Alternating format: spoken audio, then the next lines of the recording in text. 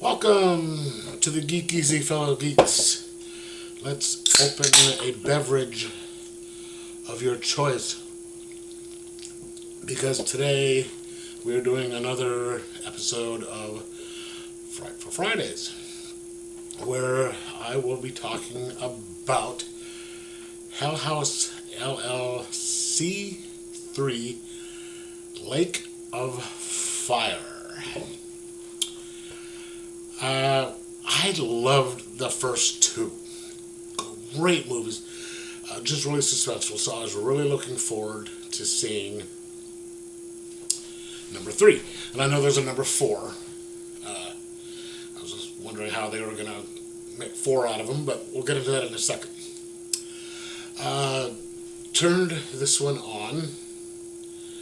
Started watching, and so the basic gist of this one is they're still following the events at the Abaddon Hotel, which is where the Hell House, haunted house thing for Halloween was in the first movie.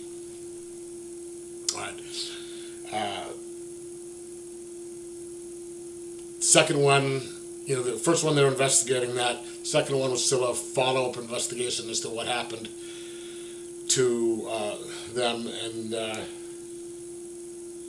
more people disappeared. So this one was, you sort of found out what happened in the second one to the people, but someone else disappeared in the second one. So this one was a kind of a combination of a billionaire by the last name of Wynn. So I guess they're sort of making him like the Wynn guy from Vegas, the hotel magnate and all that, the gambling guy, who is setting up a kind of an interactive play of Faust to have his people interact with. And so there's a lady from the newscast, the successor to the lady from number 2, who had that did the morning show on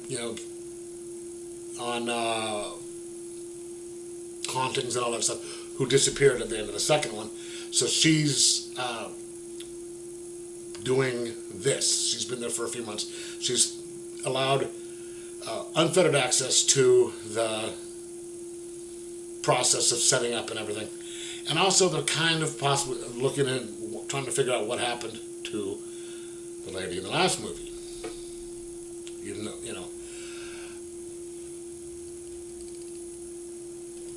And they sort of follow the same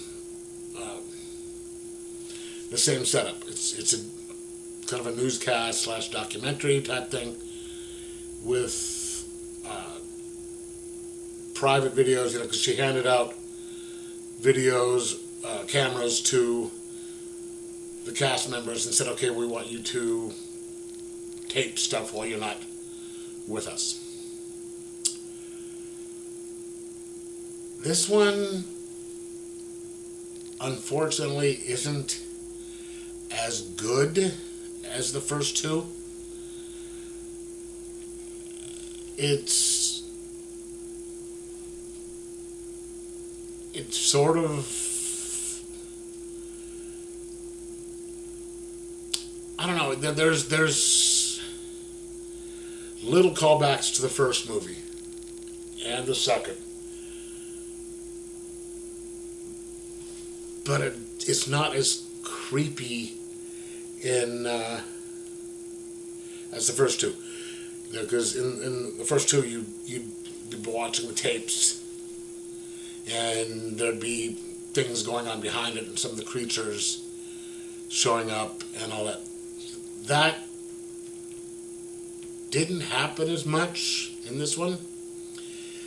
So it was sort of like focusing more on just the people, which that's good that they're trying to do character development and all, and that was one of the good things about the first two, is they did really kind of show kind of the development of through the movie as to how these people, there was just like, holy cow, this is getting crazy. There's the suspicions in this one, they're going, but there wasn't a whole lot of the paranoia, at least from the creatures aspect of it. I mean, there was some, and one of the good things with that one is in this one, someone actually left. Unlike the last couple of movies, there's a person who just said, I'm done, I'm out, gone. Which never happened the first time. You're like, why didn't they just freaking leave? But it didn't get really kind of suspenseful until the end.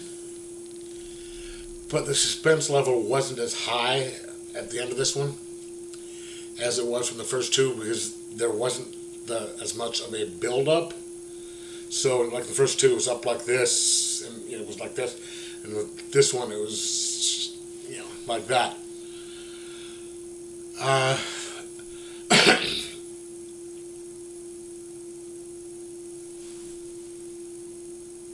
And they sort of wrapped everything up. And oh, by the way, Lake of Fire, in case anyone doesn't know, that is also a reference to hell.